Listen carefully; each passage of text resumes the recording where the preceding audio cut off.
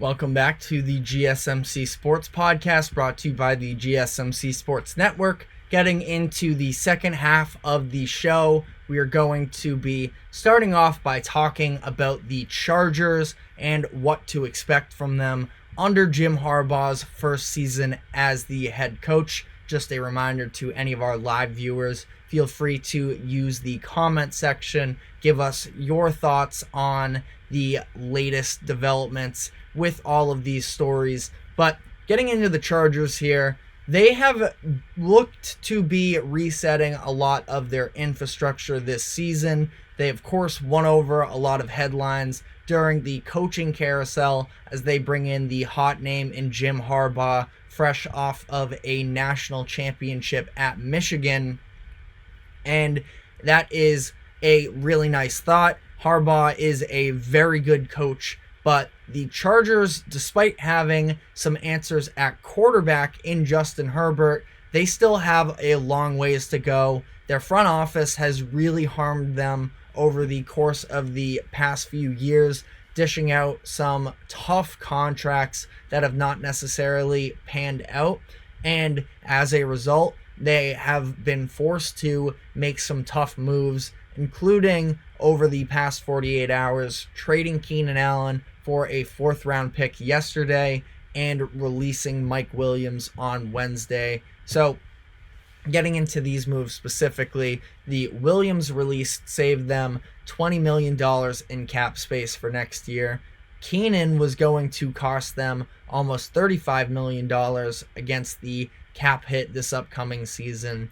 They also let Austin Eckler walk in free agency, who has been the lead running back there in LA for the past handful of seasons. Instead, they bring in Gus Edwards from Baltimore on a cheaper deal, 2 years, $6.5 million. So 3 of the staples of the Chargers offense over the past handful of years are now on their way out next season.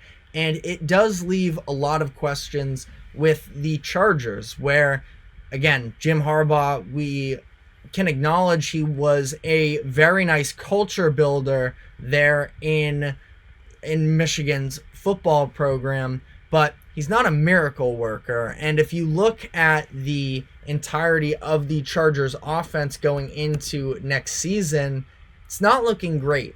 And it does sort of bring on the questions of, how is this going to play out with Justin Herbert, of course, with the team as a whole? I can't imagine the Chargers hired Harbaugh saying we are going to win in season 1, where they've had plenty of talent, and that's nice, but again, the financial situation has been brutal to them, and that's why they had to cut bait with a couple of these big-time players for them. As it currently stands, they have Herbert at quarterback, Gus Edwards is their number 1 running back, and their top 3 receivers consist of Joshua Palmer, Quentin Johnston, and Darius Davis, who, gotta be honest, don't know if I've ever really heard of Darius Davis. They only have 4 wide receivers in their locker room as a whole right now on their roster.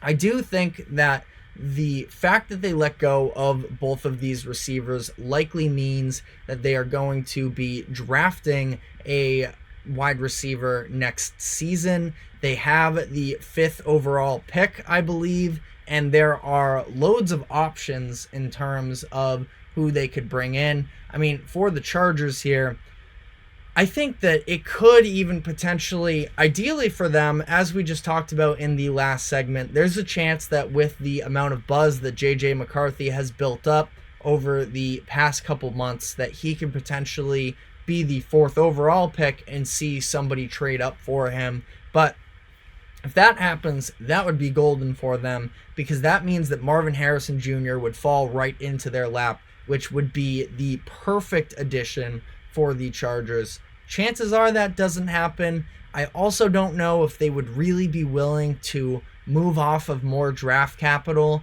to go up. I think that Marvin Harrison Jr. is a home run of a draft pick, and I can't say it would be the wrong decision for them, depending on what the price is, to move up to that 4th overall pick to make sure that they can go and get him.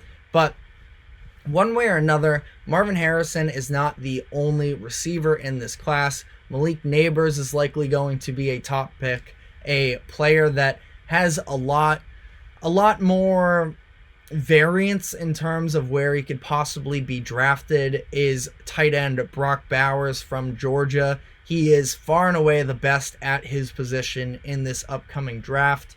Question is, with the positional importance of tight end, is that going to be a main priority for a team in the top 10? We saw Kyle Pitts get drafted very early. I think he was 4th overall in the 2021 class, and that hasn't necessarily panned out. The difference is the Chargers at least have their quarterback of the future already. So more than anything, it's just about finding a reliable pass catcher for him next year, because that's not the case right now. They also do not have Gerald Everett under contract for next year. They ended up adding Will Dissly, who is a fine option, but really no big-time playmakers surrounding Justin Herbert. And I know that there is a little bit of variance as well in terms of opinions around Justin Herbert. There's this whole social media quarterback narrative. I do believe in Justin Herbert. I don't think that wins are a quarterback stat. And, you know, a lot of people criticize him for the shortcomings of the Chargers in a lot of these games, but I don't think it falls just on him. I was never a fan of Brandon Staley, their head coach, the past 3 years.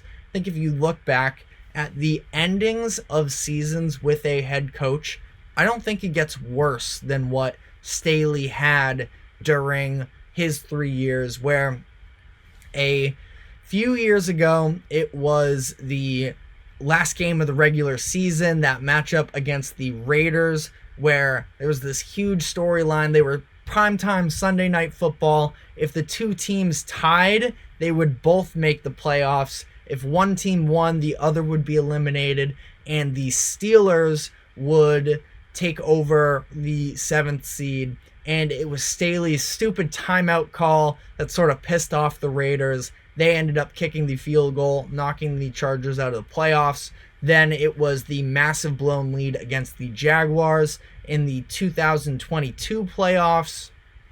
Again, you can sort of put the blame in different ways. Staley wasn't in charge of the offense at that point. The fact that they weren't running the ball was a disaster for them there, but still, for their defense to fall apart the way that they did was a very bad sign. And then this past year, it was getting blown out to the Raiders the week after the Raiders won a 3-0 game. They allow 63 points against the Raiders. So a very brutal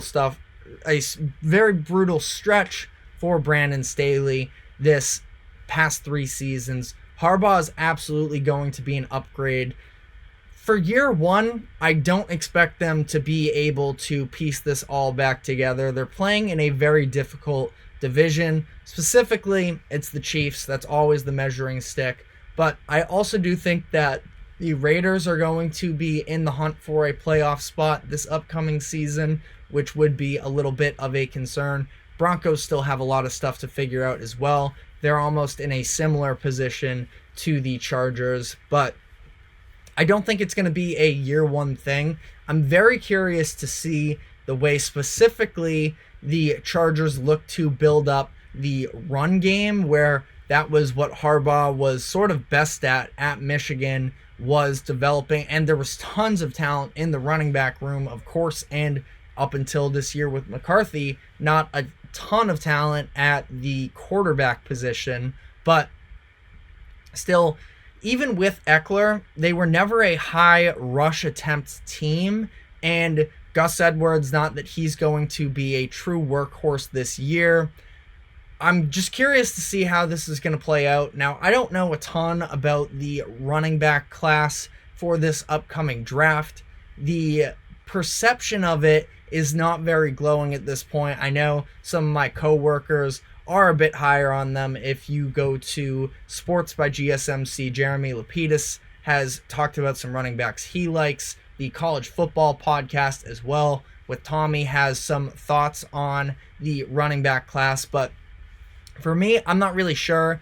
There aren't going to be any day one guys. Maybe there are some emergers in the second and third round. But again, it extends more than just the running back room for them, where their offensive line, I mean, there's some potential flashes there. They went out, they signed Corey Linsley to a big time deal in the offseason a couple years ago, as they were hoping to really be able to take over as a big time team. He was all-pro second team his first year, but the past couple seasons he's been dealing with some injuries, only played in 3 games last season. They also have Zion Johnson, who they took in the first round a couple of years ago in the 2022 draft. He's solid, not fantastic.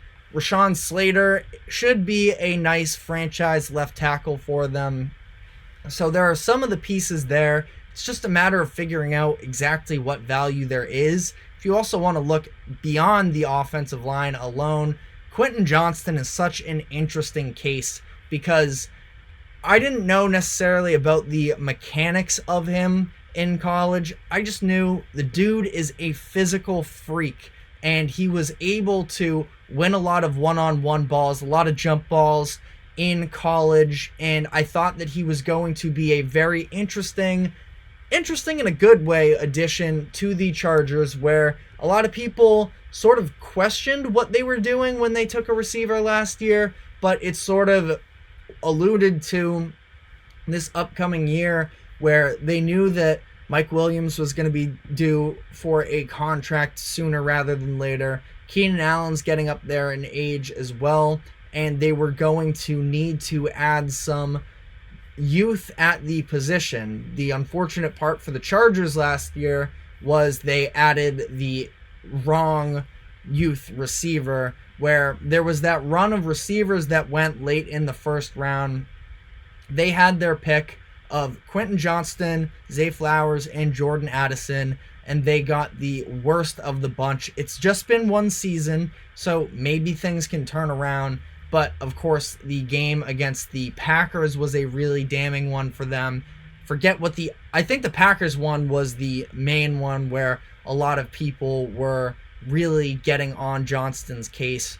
But it just has not been a very well-run organization over the past couple of years. And I know that Jim Harbaugh can be a little bit, power-hungry seems maybe too aggressive, but we've seen this with San Francisco when he was with them a decade ago. We saw this with Michigan, even though they were willing to make him the highest paid coach in college football. There were some people in the program that were reportedly a little frustrated with the amount of power and control that Jim Harbaugh wanted. So not sure how that's going to play out with the Chargers, but honestly, they need a restructure of power coming into this next year, and hopefully Harbaugh can get them back on track, because it's sort of been a shame the waste of the talent of Justin Herbert up to this point in his career.